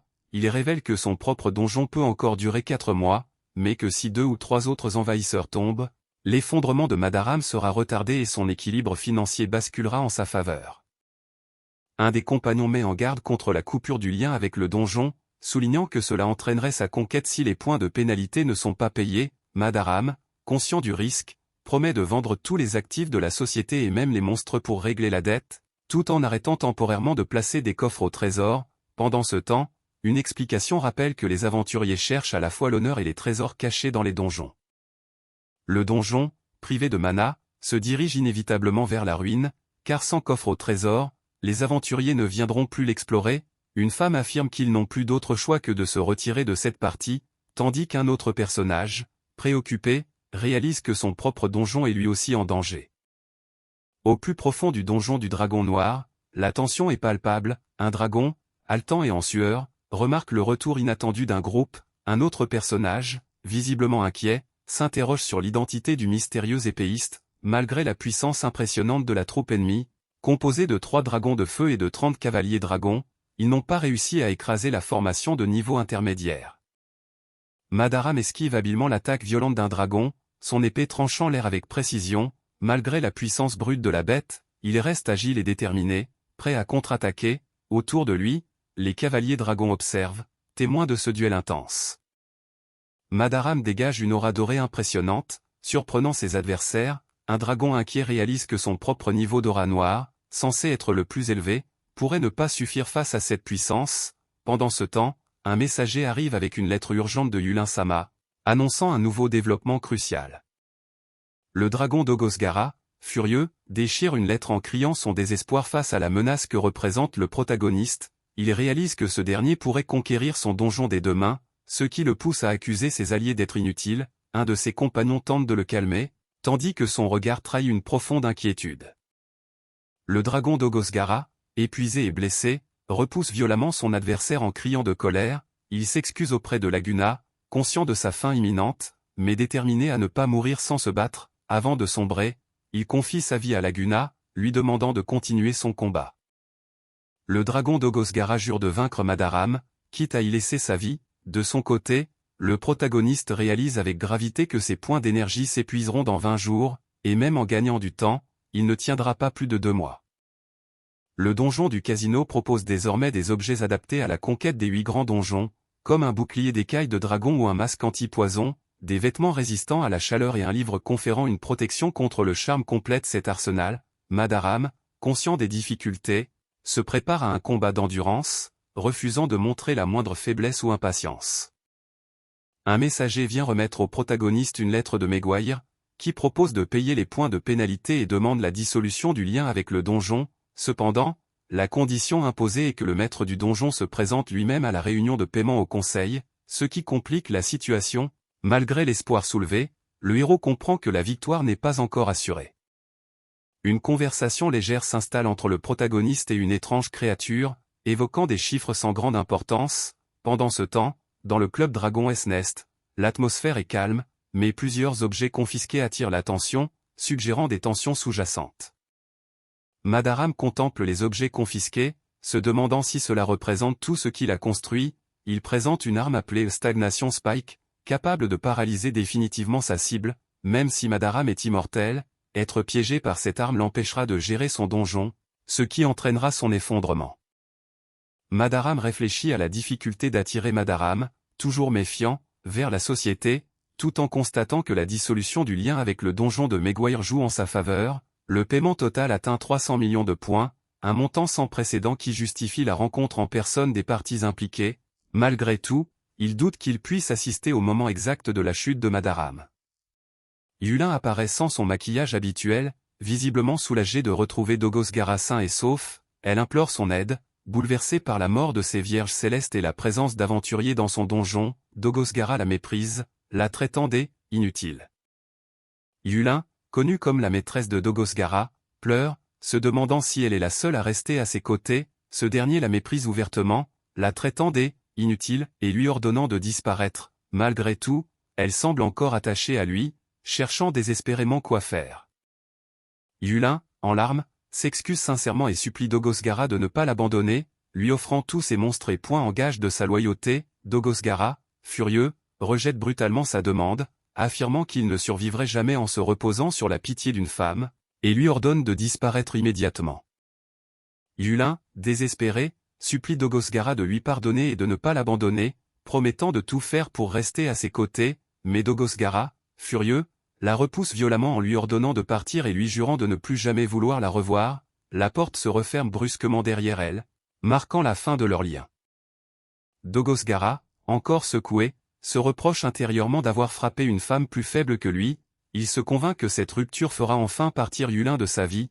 Pendant ce temps, il quitte silencieusement la pièce, croisant des compagnons surpris dans le couloir. Dogosgara, amer et déçu, reproche à ses compagnons leur lâcheté, leur ordonnant de se débrouiller seuls s'ils veulent encore entrer dans le groupe. Il refuse qu'ils risquent leur vie à ses côtés, convaincus qu'ils sont incapables de protéger même une seule femme. Pendant ce temps, Yulin reste seul, silencieuse et vulnérable. Les compagnons, inquiets, s'approchent de Yulin pour lui demander ce qui ne va pas et si elle va bien. Elle avoue sa douleur, se demandant si Dogosgara la déteste au point de ne plus vouloir la voir. L'un d'eux lui propose alors de couper définitivement les liens avec Dogosgara, mais Yulin explique qu'elle négocie encore avec Madaram pour éviter des pénalités. Malgré tout, ils insistent pour l'aider, même si Dogosgara semble irrécupérable. Yulin refuse de trahir Dogosgara, convaincu qu'il ne l'a pas abandonné, mais qu'il a agi ainsi pour les protéger. Ses compagnons, déterminés, lui promettent de veiller sur elle à sa place. Malgré ses doutes, Yulin commence à comprendre le sacrifice que Dogosgara a fait pour eux. Yulin repousse violemment l'aide de ses compagnons, criant qu'elle n'a pas besoin d'eux. Elle affirme avec force qu'elle a besoin de Dogosgara, convaincue qu'il a besoin d'elle aussi. Le chapitre s'ouvre sur la majestueuse société Grand Hall, située dans la 3e tour. Au centre de cette salle imposante, une silhouette puissante trône. révélant un être au visage de dragon, dont le regard intense laisse présager des événements cruciaux à venir.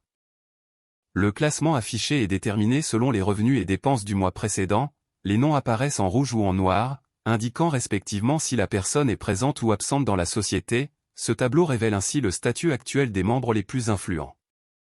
Madaram dévoile son épée, Giljoran, la première arme qu'il a créée et renforcée pendant des années. Il expose son plan implacable, transpercer le crâne de Madaram avec cette lame. À ses côtés, un coin de stagnation et 3 parchemins de téléportation complètent une stratégie qu'il juge infaillible. La grande salle est protégée par une barrière de classe 8, infranchissable sauf pour les grands 8 et ceux autorisés. Parmi les failles, le protagoniste identifie les parchemins de téléportation, rares et coûteux, qui permettent d'invoquer des monstres à distance. Il se prépare à utiliser les 3 parchemins qu'il possède, représentant ses forces les plus puissantes. Madaram analyse la faiblesse du donjon de Madaram, dépourvu de monstres puissants car ce dernier ne combat pas les aventuriers. Une visite inattendue de Judas vient interrompre la scène, apportant une tension nouvelle. Le dialogue révèle que des négociations sont en cours, et l'arrivée de Judas surprend vivement le protagoniste. La barrière protégeant la grande salle est de classe 8, la plus puissante actuellement existante, nécessitant une magie de haut niveau pour être brisée. Madaram montre un parchemin capable de dissiper cette barrière, un objet extrêmement coûteux à fabriquer, nécessitant au moins 10 millions de points. Face à la surprise de son interlocuteur, il avoue avoir puisé dans ses économies pour se le procurer. Madaram révèle qu'il a rassemblé 50 monstres prêts à attaquer dès la chute de la barrière, ce qui implique qu'il a dû vendre presque tous ses biens. Face à l'accusation de trahison envers Madaram, il avoue vouloir le faire, mais Yulin, par amour, s'y oppose fermement. Une remarque taquine souligne que le protagoniste a adopté un nouveau style. Un problème subsiste, le protagoniste doute que Madaram vienne réellement payer sa pénalité en personne. Comme convenu, il a cependant demandé à Quin de surveiller la place de transfert, principal point d'accès à cette société. Le doute plane toujours sur le respect de cet engagement. Madaram explique qu'à l'arrivée de Madaram, ils pourront vérifier son identité grâce au classement officiel. Il montre un bracelet spécial, utilisé par les maîtres de donjon, qui leur permettra de rester en contact permanent. Enfin, il s'interroge sur la position des autres membres du Grand 8 dans cette affaire, mais préfère ne pas s'étendre sur le sujet. Madaram rassure son interlocuteur en affirmant que les autres membres du Grand 8, dont Sylvana, ne s'impliqueront pas dans cette affaire, car ils y trouveraient aussi leur intérêt. Malgré cette assurance, une légère inquiétude transparaît. Vite niée, Sylvana, quant à elle, semble simplement curieuse de voir comment la situation va évoluer. Madaram, tout en examinant des documents, se demande si le Grand 8 est sur le point de tomber. Il reconnaît que les manœuvres des autres factions s'intensifient et qu'il doit anticiper la situation en récoltant des informations. Pendant ce temps, un serviteur annonce que le moment crucial approche, tandis qu'une tasse de thé est servie, soulignant la tension qui monte. Madaram souligne que l'effondrement du Grand 8 bouleversera profondément l'équilibre des pouvoirs. Il insiste sur la nécessité de surveiller de près les mouvements des actuels 9e et 10e membres, qui sont les plus susceptibles de rejoindre le Grand 8. On apprend aussi que Judas et Quin ne montrent plus d'activité récente. Bien que Judas ait été en contact avec Madaram auparavant, toute nouvelle information doit lui être immédiatement rapportée. Madaram s'interroge sur l'état des négociations, se demandant si elles ont échoué ou si un accord a été conclu en secret. On apprend que Yulin, après avoir vendu ses biens, s'est recluse dans son donjon. Alors que le moment crucial approche, il se prépare à partir, notant que seul le Grand 8 possède des portails de téléportation vers la grande salle, mais que l'un des membres n'est pas encore arrivé. Le conseil se réunit dans la grande salle, où une tension palpable s'installe. Une femme en armure interroge Maguire, qui reste imperturbable et refuse de bouger. En observant la scène, on comprend que Dogosgara, homme simple, a probablement été manipulé par Maguire, ce qui ajoute une couche de stratégie à ce face-à-face. Madaram apprend que Madaram, sans point, ne peut pas utiliser la même ruse que la dernière fois. Une communication arrive, révélant que Quin doit contacter Madaram sur la place et le ramener directement ici. Cette stratégie, probablement ordonnée par Dogosgara, vise à empêcher Madaram d'employer des astuces. Le membre manquant fait enfin son entrée, s'excusant pour son retard dû à un contretemps. Il explique que Madaram a oublié son permis pour entrer dans la grande salle, ce qui l'a obligé à ouvrir la barrière pour lui. Cette arrivée inattendue semble vouloir déstabiliser l'assemblée par un geste apparemment anodin. Le membre manquant propose de commencer la transaction, un geste qui déclenche une tension palpable. Madaram confirme en souriant, prêt à engager l'échange. Une vérification rapide révèle que la couleur associée à Madaram est bien rouge, confirmant ainsi son identité réelle, ce qui pousse quelqu'un à intervenir avec un « Attendez ». Un nouvel allié fait son entrée, annonçant qu'il rejoint la confrontation. Il accuse Madaram d'avoir presque conduit son donjon à la défaite et dégaine son épée, prêt à agir avant que la situation ne dégénère. Alors que la tension monte, plusieurs guerriers apparaissent soudainement grâce à un sort de téléportation, surprenant l'assemblée. Madaram lance des parchemins dans les airs avec assurance, tandis qu'un observateur stupéfait réalise l'ampleur de la situation. Un sourire en coin trahit la confiance du héros, qui reproche à ses adversaires leur manque de clairvoyance. Madaram déchaîne son pouvoir, invoquant des guerriers d'armure et des créatures tentaculaires aux yeux perçants. L'atmosphère s'électrise alors que ses alliés surgissent, prêts à en découdre. La bataille s'annonce imminente, sous le regard déterminé du héros. Les adversaires sont stupéfaits de voir le protagoniste invoquer des monstres d'élite, dont une machine de guerre et un œil maléfique. Ils doutent de ses ressources, affirmant qu'il ne devrait même pas pouvoir s'offrir un parchemin de téléportation. Avec un calme déconcertant, le héros révèle qu'il a emprunté des points en guise de garantie, confirmant qu'il possède bien un collatéral, ce qui fait exploser la surprise de ses opposants. Le héros confronte Maguire, lui révélant que son existence même sert de garantie pour ses emprunts. Il lui rappelle qu'il doit lui verser 300 millions aujourd'hui, et précise que les points prêtés proviennent de Londemio et Gargantu, des figures de haut rang. Maguire, visiblement déstabilisé, peine à croire ce qu'il entend. Madaram réalise que ceux qui souffraient sous le régime inflexible des Grands 8 ont finalement décidé de se rebeller, tandis qu'un cercle magique complexe se dessine dans l'air. Un guerrier en armure s'élance, brandissant un parchemin avec détermination. Un monstre hurle, refusant encore de céder. Le héros brise la barrière du grand hall, stupéfiant ses adversaires qui réalisent qu'il peut désormais utiliser les monstres extérieurs. L'avantage numérique bascule clairement en faveur de Dogosgara. Ce dernier se révèle enfin, affirmant fièrement être le maître du donjon du dragon noir. Le guerrier monstrueux, sûr de lui, affirme qu'il ne cédera pas face à des créatures fraîchement invoquées, même si elles sont puissantes. Il attaque avec une force capable de trancher l'acier, mais son adversaire esquive avec agilité, suscitant son incrédulité. Le combat s'intensifie, révélant la détermination farouche du héros.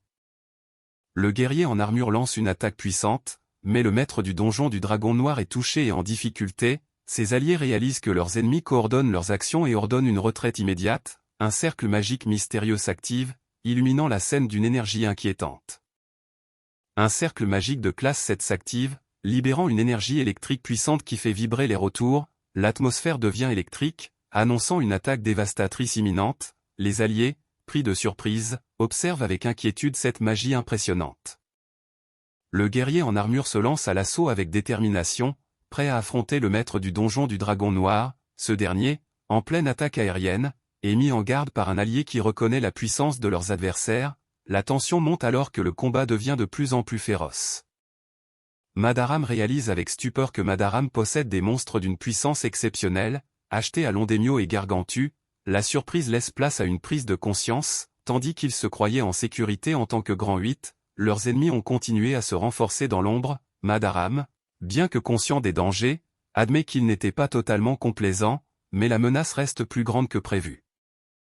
Madaram affiche un sourire déterminé, prêt à bouleverser l'ordre établi. Il annonce qu'il est temps que les anciens dirigeants laissent place à une nouvelle ère. L'atmosphère devient lourde de promesses et de défis à venir.